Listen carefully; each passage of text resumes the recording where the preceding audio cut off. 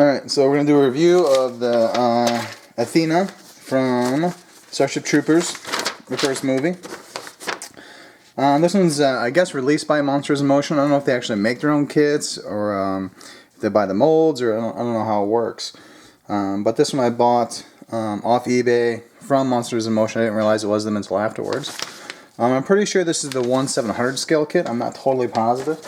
When I get to the parts, I'll show you. And the reason I'm actually doing this is there is a guy who is selling a bunch of his kits, and he has a Roger Young and an Athena, both 1/700 scale. And in one auction, I bought those, and they should be here in a few days, sometime this week. And I'm gonna do a review of this one, and then when those two come in, we'll see if this is the same one. And if it is the same one, then that video will just be a review of the Roger Young versus the Athena. But here are the instructions. The first part is just the basic resin instructions: soap and water, fine grit. And this one actually talks about automotive primer. Test fit all parts. Once complete, you may begin to paint your kit. And let's see. And that's it. So there's no actual assembly instructions. It has the steps left to right. It has all the steps as far as laying out the parts and showing you where they go, but there's no actual assembly instructions. And I think I have another Monsters in Motion kit. I don't remember what it is, so I can't, and I don't really remember the instructions, so I can't really tell you about, this is typical of their kits or whatnot. And then this is just what I think this is at the end of Starship Troopers. If you remember the movie, at the beginning they're in the Roger Young. Denise Richards is the pilot for the Roger Young. That's the first ship. That looks a little more, I don't know, I want to say Event Horizon-ish, more mechanical, more industrial. And most of the ships are destroyed. But at the end of the movie, they have a new fleet, which more streamlined. They look more, really, to me, Art Deco, or at least like ships in the 40s, maybe even 30s, which is kind of Art Deco anyway. And at the end it says, "We have the ships," and that's what this is from, I think. Now, getting down to the actual ship, let's get to the hull first. So this is hollow, and I don't know too much about the kit as far as how long the kit's been out or what run it is.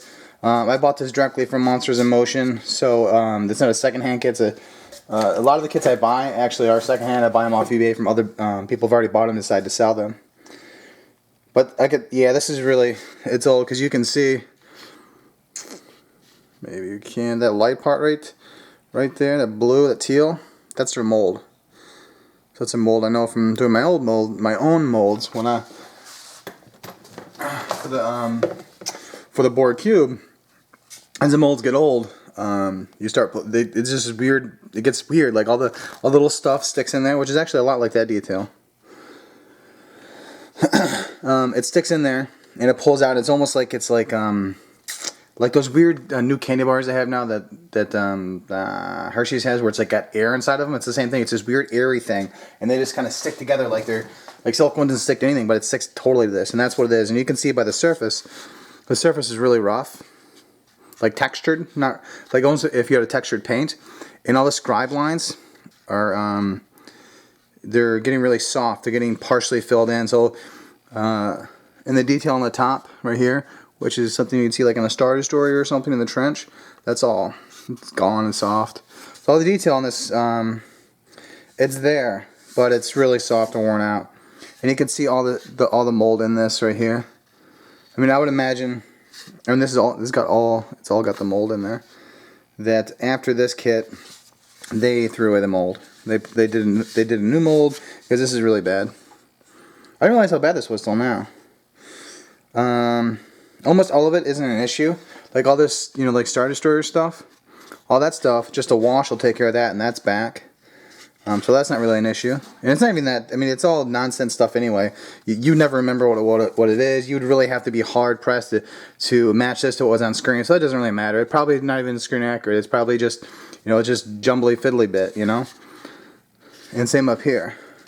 And as far as all this stuff that looks soft here, all you have to do is clean it up. Not even necessarily rescribe it, but you can see where the lines like if you see where the line sort of starts and then disappears and starts, that's just it just didn't get all the way in there, and it's barely even describing it, and it takes care of that. The lines basically need to get cleaned up, and if you put a complete wash over these panel lines, you probably wouldn't even notice the breaks in them. Back here, it's pretty soft. But being soft is one thing, because you can always kind of repair that. What I really look for is symmetry, and when there's lines in there, are they really true straight lines, or are they something they did by hand? Like I have a Ferengi Marauder, that's I think 1400 scale, where you can tell that it was all free-handed, nothing's really straight or symmetrical, or all the lines are squiggly. When things are soft, that can be fixed. And everything looks really straight. There's good detail on the bottom. I don't really remember the Athena, I just remember at the end. I remember I didn't like it very much, by the way. I thought it was, I don't want to say ugly, but I know what it reminds me of. The Fifth Element, where Chris Tucker was, and Bruce Willis, the floating cruise ship, the Flotiza or something weird, Flauzo, something,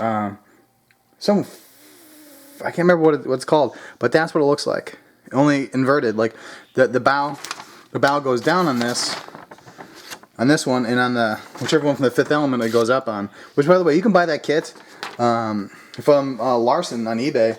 And I actually tried buying the kit and I got outbid and all this kind of stuff. I think I'm still gonna buy it. It's only $150, which is expensive for a weirdo kit. Like, it's not really a common kit, but it's like 15 inches long, so it's pretty nice.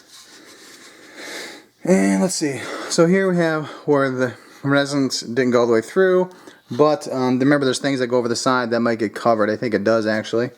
And I think right here, all these little doors, that's where the landing craft come out, I think. I'm not positive.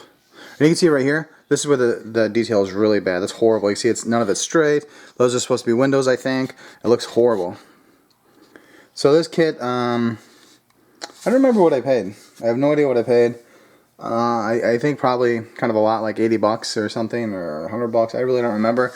In this kind of condition, I don't know if it's really worth that. But, because there's a lot of reworking. But if it's all you can get from Starship Troopers, there's this, and there's the Roger Young, and then I bought a bunch of the bug models. They're really models, they're actually gaming miniatures, which I haven't gotten around to doing a video. They're out there, and they're not too expensive, and they're pretty cool to get. But on this one, it's pretty light. It's hollow. You can definitely light this. You can do some stuff with maybe even, I have to check the size, how small the landing craft is, if it's even worth having one open and coming out. You know, offhand, this looks like about the same scale as the Soluco. How do you say it? Soluco from Aliens, the Colonial Marines. Soluco. I'm looking at it right now, but I can't pronounce it. Soluco. Oh, that's actually 12400. But the door opening looks about the same. This is a little bit bigger. But I think maybe it's a smaller ship for the landing craft. What do you call it? Why can't I think I haven't had any coffee today. I'm tired. I'm playing hooky from homework again. Alright, so there's the main hull. Pretty good. Here's the engines, and let's see. So this is the total rear engines. There's no more pods that go on the back. This is it. This is definitely cast from a different mold, well, obviously. But what I mean is it's in a lot better condition. It's a lot better. This almost is like, who makes a Hyperion? Let me see. Alliance, right? Let's see. Alliance. Black Sun. Alright, so I have a couple kits from Black Sun. They make really good models, and the resin's a little different. It feels different, and it's like smoother, and this is kind of like it. It's reminiscent of it, although you can see some of the molds coming up too. There's the mold. So the person who buys this after me is going to have a weird little blob right there. It's actually an undercut, that's what it is. So the details on the side, kind of sucky. That's going to be kind of a little hard to fix because there's a seam line right on this detail part. And these little notches that come off, kind of like the Ferengi, or not the Ferengi, the Maquis Raider from Voyager. It looks kind of like that. And I don't know if those light up or not, I don't remember. These are the main engines. Those are going to be a kind of a pain. What you could do is take a mold of this piece, cast that in clear, knock that out, put your clear piece in there, and then you can just run your wires right there. That wouldn't be too hard at all. I mean, kind of, it's a lot of work, but it's not hard. It's not technically hard. It's just a lot of work. But this piece is pretty good. There's a few bubbles and stuff, but bubbles are easier to fix. There's actually a lot of bubbles. These are all micro bubbles under the surface right there. A lot of bubbles. A lot of detail, and this detail looks weird. You can see where it looks like something broke off, or I don't know what it is. Or it was cut off, or maybe almost looks like a pour spout. That's weird in there, and there's bubbles on the stuff, so some of it's kind of messed up. But it's a small little detail that can be. It's like that Star Destroyer trench stuff. It doesn't really matter, kind of. And there's even more here. So that tells you which one's the top, which one's the bottom, and I don't know which. There's a ton of bubbles. Still a lot better than the other one. It was sculpted or made really well. The original one. This kit's probably really old. You know, that's probably why it's having so many issues. But that wouldn't explain the bubbles though. All right. So here, this goes. I think. Well, maybe not. Let's see.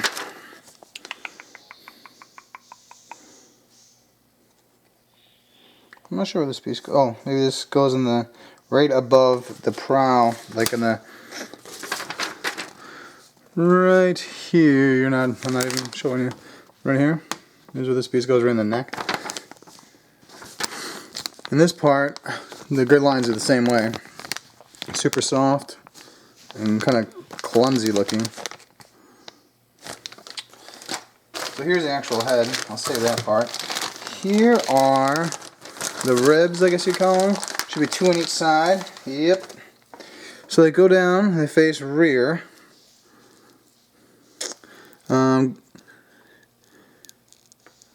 Yeah, these are totally like the panel lines. They look like they've been scribed and then rescribed and then they disappear. It looks like I tried reworking the scribe line, so they're pretty bad. The detail inside is good. And what it looks like there's bubbles on there. I don't think those are bubbles because they're in the exact same spot on all of them. So I don't think those are bubbles. I think it's supposed to be there. I think. Well, no. Well, yeah. All of them have it. Well, this one's in a different spot, so maybe those are bubbles. They're just showing up in the same spot. Oh, because that's the raised portion. That's probably why. So those are bubbles, I guess. Which is a crappy spot to get bubbles. That's an even worse spot. So these definitely have to be sanded down, filled in, and rescribed. That's a lot of work for these. So these are pretty bad. And those are the ribs on the side right here. What else do we got? Now these are the front ribs, kind of like almost look like paws. Which way do they go? They go forward like this. There's some kind of fine detail here. And the scribe line in there is kind of non-existent. But, I mean, that's not really a panel line. I mean, those are rays of some kind, you know? So some kind of design. So that would be something that maybe shouldn't necessarily be as deep as a panel line. Almost looks like paint line indicators where you're supposed to paint almost. But it's on the inside, it's in the inboard side of each of the port and starboard, I guess, engine nacelles. I'm not sure what they are. They're not engine, I'm not sure what they are. And then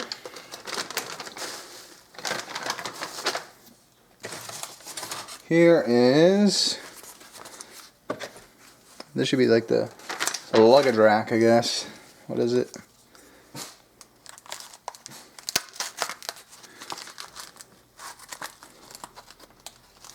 So here is the luggage rack.